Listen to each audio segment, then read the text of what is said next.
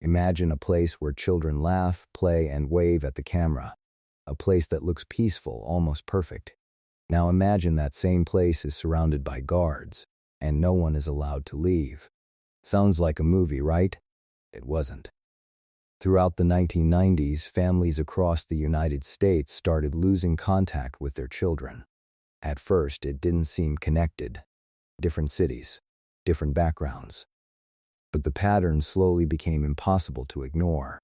These children weren't being taken in the usual way. They weren't vanishing overnight. Instead, they were being drawn into something. A closed-off community that outsiders couldn't access. Deep in rural Georgia, there was a massive property stretching over 400 acres. Isolated, quiet, hidden in plain sight. People driving by couldn't miss it. Massive pyramids rising out of farmland. A giant stone face watching over the land. Strange monuments that felt completely out of place. To some it looked fascinating. To others, unsettling. But what mattered wasn't what you could see. It was what you couldn't. Because behind those walls, something wasn't right. Local authorities tried to look into it. But every time they approached the entrance, they were stopped.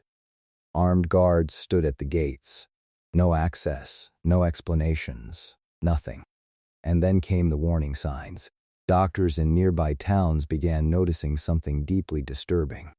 Young girls, some barely teenagers, arriving pregnant. Again and again, different patients, same origin. Every trail led back to that same isolated compound. At the center of it all was a man named Dwight York. To outsiders, he appeared charismatic, intelligent, convincing. But inside the community, he was much more than that. He controlled everything. What people believed, how they lived, how they saw the world. He didn't just lead people.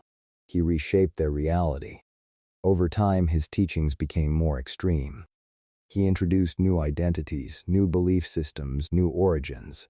At one point, he claimed his followers were connected to ancient civilizations. At another, something far beyond this world. And within that isolation, those ideas weren't questioned. They were accepted. Because when you cut people off from everything else, your voice becomes the only one they hear. Authorities were aware that something was wrong. But they didn't rush in. Years earlier, a confrontation in Waco, Texas had ended in tragedy. Dozens of people lost their lives, including children. No one wanted to repeat that. So instead of forcing their way in, they waited, quietly building a case, watching, listening, gathering anything they could. For years, nothing changed.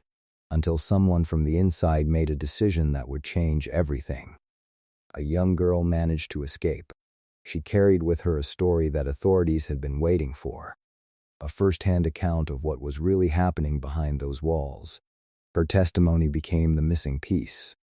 In 2002, law enforcement made their move. But they didn't storm the compound. They waited for the right moment. When Dwight York stepped away from the property, he was arrested without warning. No chaos, no shootout, just silence. Only after that did investigators enter the compound. And slowly the truth began to surface. What had once appeared peaceful from the outside was something very different on the inside.